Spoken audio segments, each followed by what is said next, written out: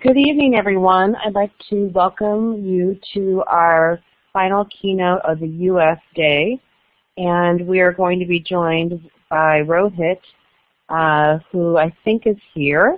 He is a busy entrepreneur and lawyer, newly minted lawyer, so maybe he's busy working, but I know he's been ready to go for a while now and working on preparing for today. So, Rohit, are you out there? Hi, can you hear me? Yeah, loud and clear. Great, absolutely. Thank you so much for having me, Lucy. I've just snuck out of work for a bit, but I'm very happy to be here and talk about this issue. Thank you. Thanks for being here, and I'm sure if you're a newly minted lawyer, you're working like 22 hours a day. Which is how I feel right now. Not quite, but almost. Yeah, I'm sure you're busy. So we really appreciate you taking the time, and I just wanted to let everybody know how we got connected. I'll read your formal biography in a second, but Rohit was referred to me by a woman at the Dwight School in New York City who runs their online IB program, among many other things. You might have seen Jaya in the room with the Dwight students who keynoted a couple days ago, and she was just with some online students in the last hour they were presenting. And she's a wonderful woman, and when I told her about the conference, she immediately thought of you, Rohit. And I don't know how she found you, but I know that you have an IB connection. Did you go to IB school? Yeah, so I graduated. I did an IB diploma, and actually the IB did an article on Verdentum, which is the organization I started and which I'll be talking about briefly today. So Jaya noticed that, and that's how we got in touch. Oh, okay, that's great. So maybe we'll find that article and post it to the chat for everybody. Absolutely. The other thing I wanted to tell you too is. Nothing makes a former teacher more happy than to run into former students. And one of my former students, who's now a senior at Oberlin, joined our community last week. And it totally took me by surprise. And it turns out his second grade teacher, my former colleague who was a second grade teacher, had suggested that he join our community. And his group is called Lumened, like L-U-M-E-N-E-D. And they've invented a device. It's about, 6 college mates of his in an entrepreneurial program. They've invented some sort of device that projects and connects in classrooms, and they do some sort of pen pal program.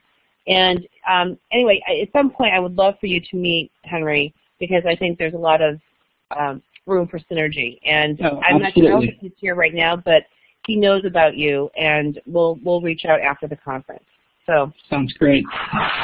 Okay, so let me read the formal stuff, and then we'll let you tell us about your wonderful project, and we'll get started. So we have the recording started. So I'm going to thank our sponsors. We have had amazing support from the people that you see here on the screen in terms of logistics, in terms of recommendations, in terms of financial support, and we deeply appreciate their help as we put this event together every year. We are particularly indebted to Iron USA and the Global Campaign for Education United States chapter. They've been great friends to ours for a long time. So I just want to make sure that we did a little call out to them. And this is something that we do, Rohit, with every session. We ask everybody to take the whiteboard tools on the left-hand side of the whiteboard and indicate where they're from. And so you want to take the star tool or a smiley face or whatever you want to use and mark your place on the map. I'm in Chicago, Illinois right now, where it is freezing prematurely. And it's about 8 o'clock at night here where I am in Northbrook, Illinois. If everybody else, if you want to say in the chat where you're from and what the weather is like and what time it is, it kind of gives some global perspective to things. I see Sue down in Tasmania. I now know where Tasmania is thanks to this conference. Wow.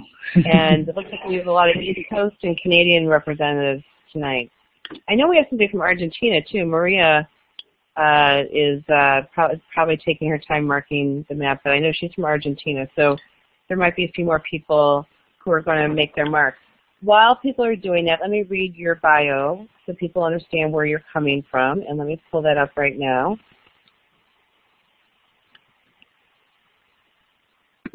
All right, so we're going to get started in a minute. Rohit is the founder of Verdentum, a nonprofit social network aimed at connecting students around the world with policymakers to discuss and work towards solving serious global issues. Rohit has been a speaker at the UNESCO World Summit on the Information Society.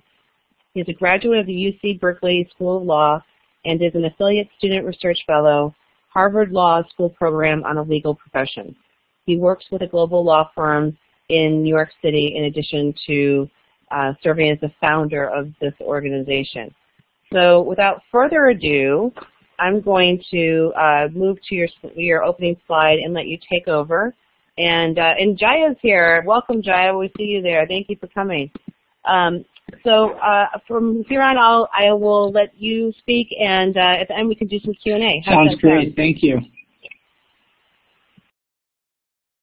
So I'll get started. I guess I titled my presentation tonight Empowering Students Through Social Networks, because I really believe from the time I was in high school that there's a strong desire amongst younger students to connect with other students, to try and make a strong global impact, to work on solving serious global issues, to connect with each other, to talk about problems.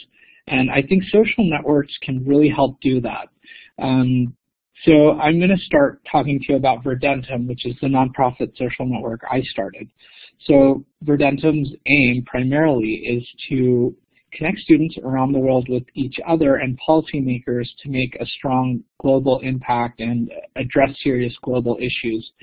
So I think the best way to explain what we do is through an example. This is our 4-step methodology, which is essentially what Verdentum is. So step 1, the policymaker defines an issue. So say you're the United Nations or the World Health Organization or any government body, and you would like to work with students in, say, 100 countries on water pollution issues. It's pretty hard for you to do that, to reach out to students. It could involve a lot of costs. Now, this social network allows them to create a program, upload material, and essentially create almost what's like an application to address a particular global problem. So if we take the example of water pollution, the policymaker would create this program, put up material on water pollution on Verdentum, and step 2 is that schools in as many nations as possible would join the program. So you could potentially have kids in 100 countries reading the material that the policymaker has put up, looking at water pollution issues, understanding those problems, and responding to questions. So step 3 after that is that schools around the world are connected with each other through video conference. Verdentum does that. So teachers will be paired with teachers and students will be paired with others around the world to discuss how their water pollution problems are different. So you could have kids in, say, Uganda or Egypt or in Germany or the US talking to each other about how their water pollution problems are different, how they're going to address those, etc. And the primary step, which is step 4, is that the policymaker can create an action item. So if it's water pollution, the policymaker could say, go clean your local lake, and you could have students in 100 nations simultaneously cleaning their local lake. And this 4-step process could work for any issue, ranging from climate change to health issues to human rights issues, and we're working with a number of policymakers to get them to put up issues, and we've just launched our first, the beta version of our site and the first program, so we'll talk a little bit more about that later. So can it work? It sounds like a great idea, it's a good concept, but can it really function in real life?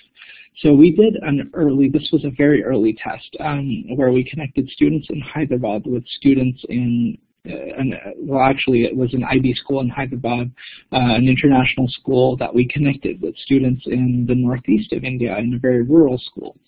And contrary to what we thought, they really had a lot to talk about with each other. They really enjoyed exchanging ideas. This particular test was surrounding pollution problems and water and street pollution problems, and the students really got along. And despite being from really different cultural backgrounds, they had enough to discuss. They enjoyed speaking with each other, and they actually found a lot of common ground. So I thought, why not take this to a larger scale? Why not build a social network where we could have kids in 50 or 100 countries working with their policymakers to talk about these issues and go out and address them. So where are we today? We've actually launched the beta version. We have participants from 4 continents now that are participating in this first beta pilot program, and it is the United Nations Academic Impact Verdentum project on climate change. And we'll speak a little more about that, but these are just snapshots of profiles. So on the social network, you have 3 kinds of profiles. One is a policymaker profile. So this is where any policymaker would be able to log in and create a program and post it. And you have teacher profiles, which each teacher heads a group of students essentially that join the program, and then the student profiles at the very bottom. So this is the basic structure of the social network, and we can now talk about what we're doing today. So the first global pilot, which we've just launched, is actually surrounding climate change. Students are talking about reading and then discussing the IPCC summary for policymakers on climate change, and they're going to try and reduce energy consumption at their schools by 5%. So it produces at the end, we hope, a really strong, real impact on the ground. And after they've actually finished this impact, this action item, they're going to post these pictures online. So it's kind of neat for students to be able to post pictures of what they did and then see what their friends or fellow students who've joined the program around the world have posted as well.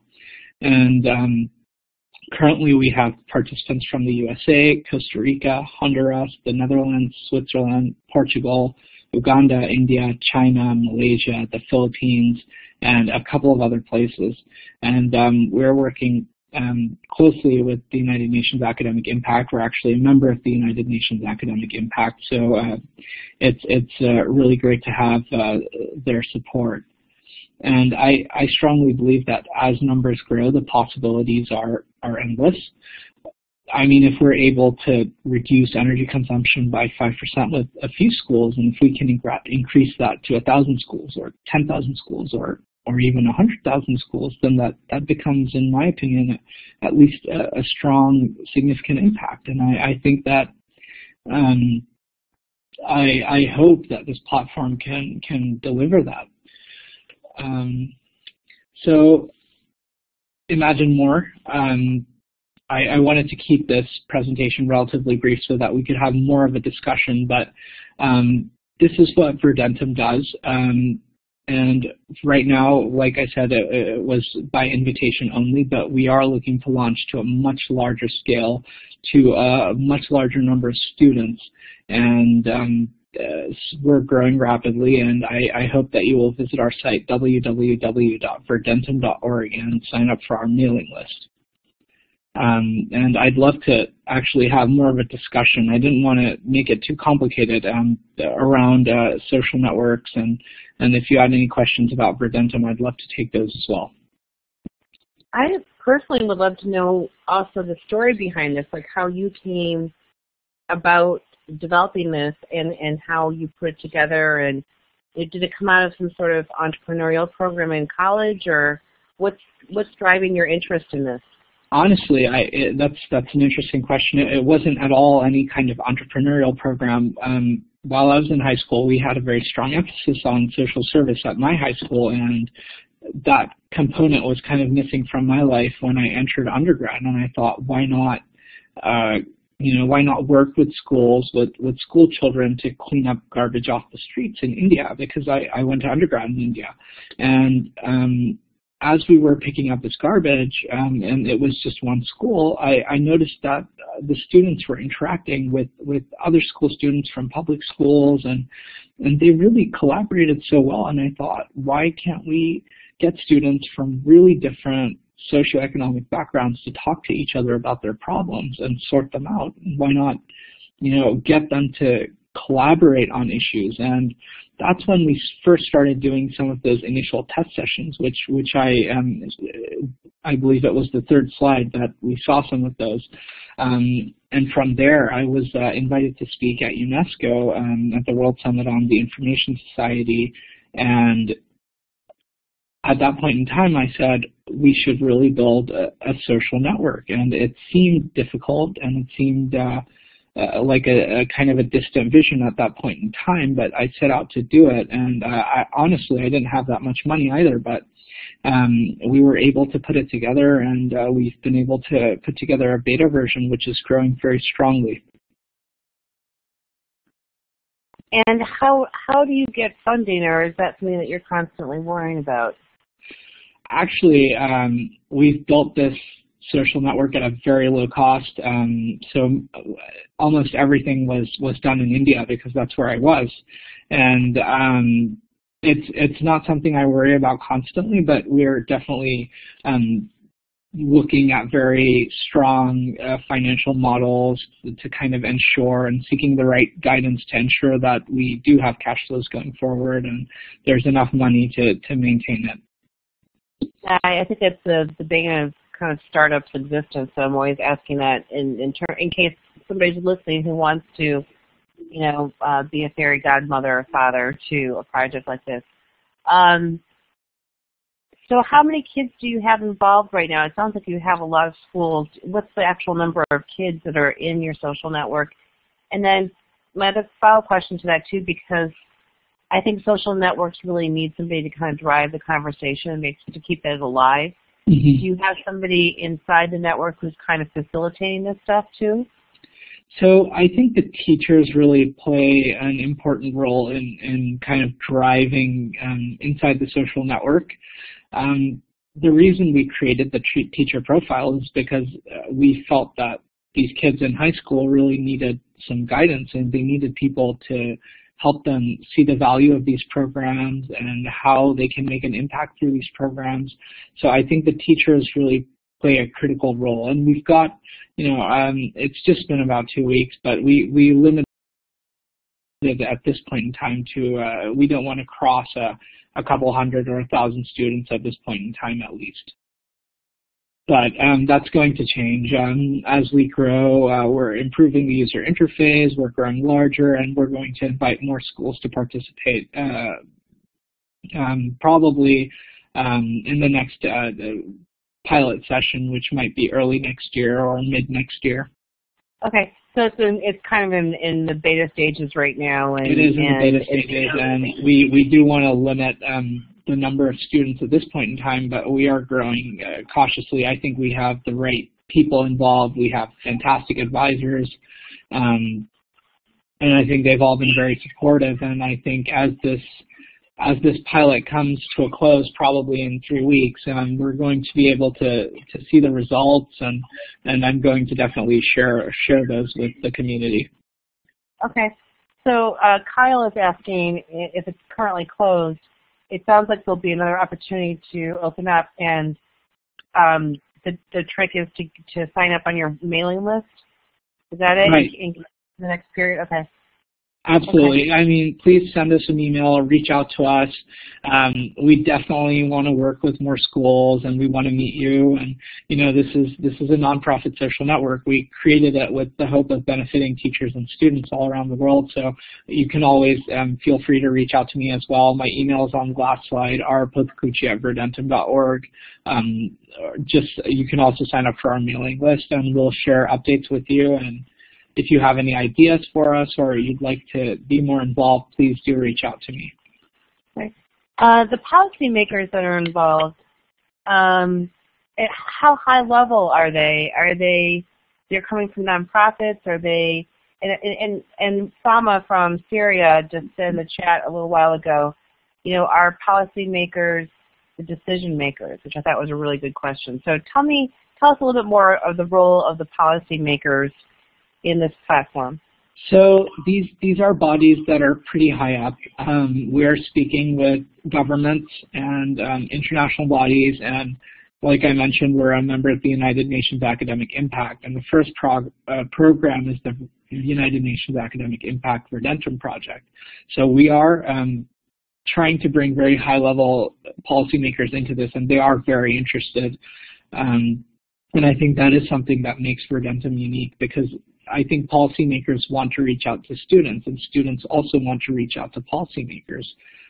I mean, if, for example, I think I would have loved to work with my government on a serious issue and work with other students. I mean, we have so many social service programs where, for example, I might go out and plant a tree or paint a wall, and that's great, that's fantastic, but it would be so cool to be able to do that with thousands of others or tens of thousands of others, and with my government to address a serious issue. Yeah, that reminds me a little bit of another keynoter that we had earlier today.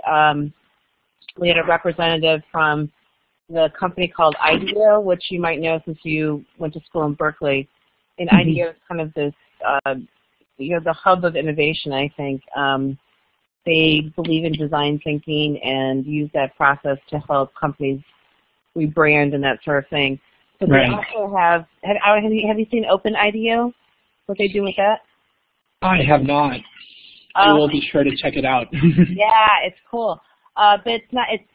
So it's using the design thinking process, the human-centered, what do they call it, design process, to address large problems. So, for instance, one of the challenges on their website right now is about Ebola, and and having the public at large use design thinking to kind of come up with better prototypes for medical suits and things like that. And you the general public can't just propose a topic for using the process. It has to be sponsored, as part of a larger effort by some sort of organization. So this one I think was sponsored by USAID. I could be wrong. They did another one on youth employment around the world that the Clinton Global Initiative sponsored. Right. And they last like maybe a month or two or whatever. Anyway, I just thought like that. It's not quite the same as this at all, but it's real opportunities for real people to get involved. And apparently, Open IDEO is really appealing to college students, and there are clubs at universities that are Open IDEO clubs and get together and work on these problems. And that's why all of this that we've been doing this week is so important, I think, because we want our young people to come out of school being able to solve problems across borders immediately. I mean, we can't wait. We have so many things that we're facing that are going to be solved by humankind, not by singular nations, I think. So this is fabulous. No, absolutely. I agree. And I think one of the things we really wanted to work on was building a culture of kind of interdimensional, intercultural, international problem solving, because a lot of the issues we're facing today seem to be so global, and I guess we need to kind of build a culture of understanding at a young age, and I hope we can do that. It's fabulous. I think it's really great, and I like how the policy people are involved. Andreas has asked a question. He says, do you see scope for letting the application flow and grow dynamically to a point where it can be crowd managed? And I'm not sure what he means by that. I can give you the mic, Andreas, if you want to explain it yourself.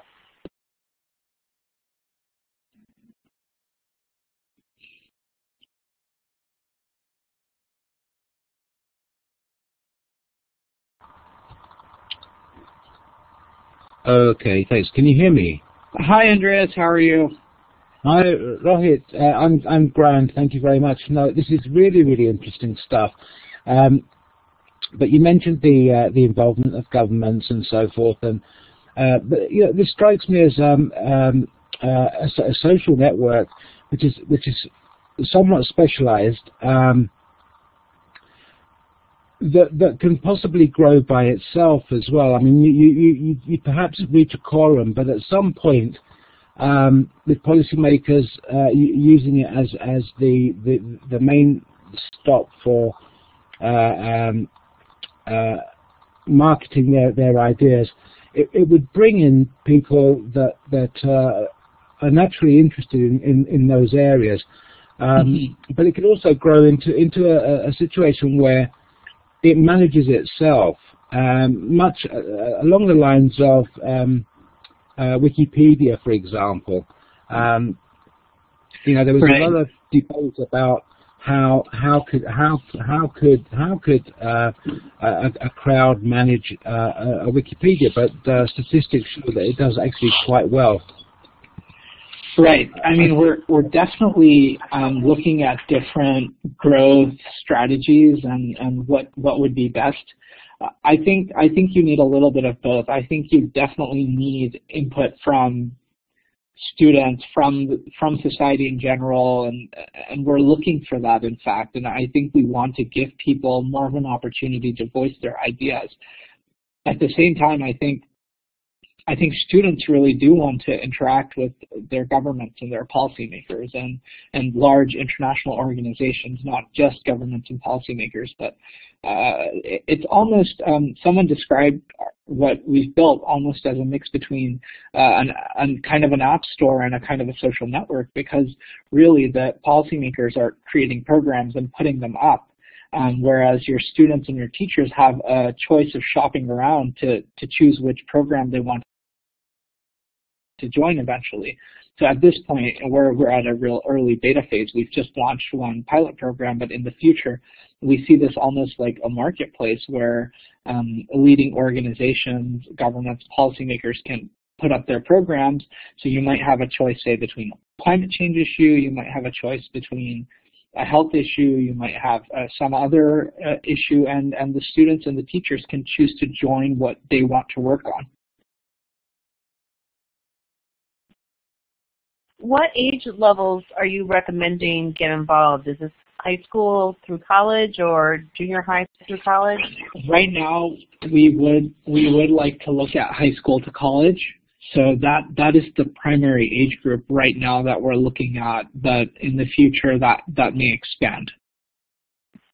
Here's another question. I'm thinking about schools and social networks. I love social networks and social media, and I spent a lot of time obviously cultivating this one. It's taken us, we're just at 21,000 people about, and it's taken us. Fantastic. Yeah, but like it's not Google numbers, right? Right. 2000, yeah, it's 2007. Steve, my co-partner in this, has he inspired me to start this because the Ning platform was big back then and allowed you to develop your own kind of Facebook-like setting. And he started Classroom 2.0 or Classroom2.0.com, which now has 75,000 teachers in it. And it's just really interesting to watch this. And when I've worked on social networking kinds of projects with like school administrators, they don't do anything. Sorry if there's an administrator out there. They're very careful about what they put out there, and they don't have a lot of time. And so, like, I'm wondering, like, how are you going to get these busy people to interact?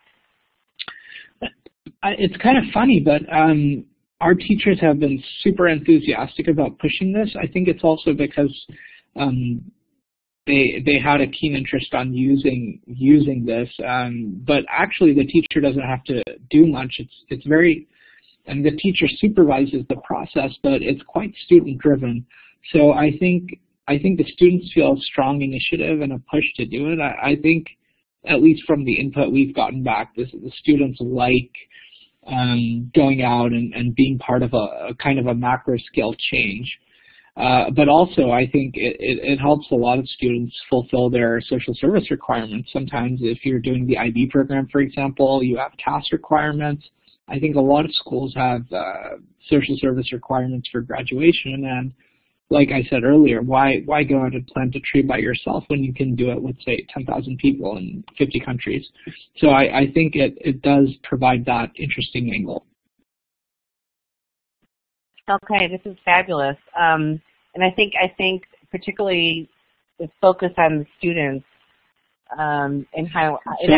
So they do get a certificate at the end, which usually has the policymaker stamp on it. So.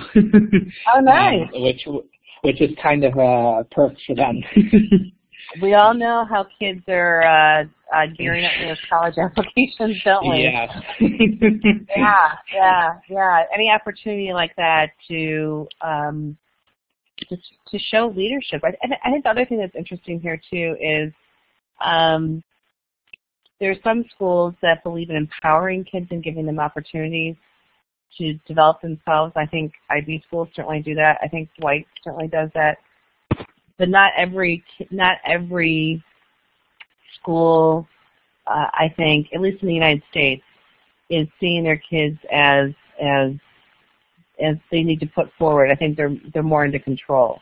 Mm-hmm. And so I think you're going to have a challenge reaching schools that are not as resourced or I guess I don't know. I don't know what I'm thinking here, but I like the idea of student voice and choice, and I think that in certain environments it's nurtured better.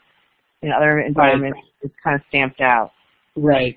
I mean, that's definitely something we're looking at, and thankfully it's been very positive so far. So we're hoping we can tackle those issues. Okay. Jaya from Dwight has a question. She said, "Can it be part of CAS projects for IB diploma students?" If the teacher is ready to use it that way, I don't see why it shouldn't be. Okay, great. I understand it's at the teacher's discretion, so I understand if the teacher thinks it's fit, I don't see why it can't be used that way. Okay. Where did you? So you went to an IB school in the United States, and then you went to undergrad in India? I actually went to an IB. I grew up in the U.S. and then I went back to India for high school. So I went to the Kodaikanal International School, which is in South India, and I did the IB program there, and then I went to undergrad in Hyderabad. Oh, nice. Okay. We have a lot of international schools participating in this year's conference, and so hopefully somebody from those schools will listen to this presentation and get involved. The other school in India that I think is supposed to be pretty phenomenal. And they have, and you might want to reach out to them too, is the American School of Bombay. Mm-hmm. And they have a whole, they just do so interesting things. They have a whole research and research and development unit of the school. So that might be an interesting school to partner with, Right, absolutely. I will be sure to reach out. Okay. And if we can do it, if anybody in this room can do anything to help you get the word out, please let us know. Thank you. I don't know how you're going to do this. I think this could be like a full-time gig, managing this on top of your law degree. So I hope you have time for everything. I hope so as well. We have a very good team, thankfully. So I think we found a good balance. It's distributed. Yes. Have any questions they would like to ask about this, or if they want to share any thoughts about social networks and what makes them successful with kids. We have Govinda joining us from Nepal here. Hi, Govinda. Anybody else have anything they want to share with us tonight? And we have Ann from New York too. We've had a few people drop in. Yeah, I'm sure it's late wherever it's probably early in the morning where you are, Govinda. So just to make a quick overview for Anne and Govinda who've dropped in, this is a social network involving policymakers and students and teachers that's really student-driven. It's geared towards high school and college students, and it's an opportunity for kids to work on pressing issues with people who are in positions to advise them. And Rohit here is the founder of this. And if you have any questions or anything, his contact information is here. if you'd like to get involved. It is kind of a closed beta phase right now, but if you sign up on this mailing list, you'll be informed of further opportunities to get your kids involved. And I think this would be right up the alley of many of our community members. Okay, Rohit, do you want to leave us with some final words of wisdom or advice or things you want us to know? I guess I would like to thank everyone for listening and for joining us today. Thank you, Lucy, for moderating this. I guess just to close, I would say that I definitely think teachers should consider using social networks and the internet more in their classroom. I think students enjoy it. I think it can be very powerful, and I hope if you're interested in Verdentum, you'll join our mailing list, and we'd love to keep you updated about our progress. And please do visit our site, www.verdentum.org. It has more information about what we're doing. It also has a full list of our advisors and the organizations we're partnered with, so I think you might find that interesting. Okay, that's amazing. And we'd love to, next year maybe you'll have some of your students in your network come present here. We're really trying to grow our student presence at this conference and have kids have the opportunity to share with adults. So if things really get cooking, please let us know, and we'd love to feature them in some way. Absolutely. Thank you so much. Great. Have a good evening, and don't work too hard, and thanks again. Thank you. Good night.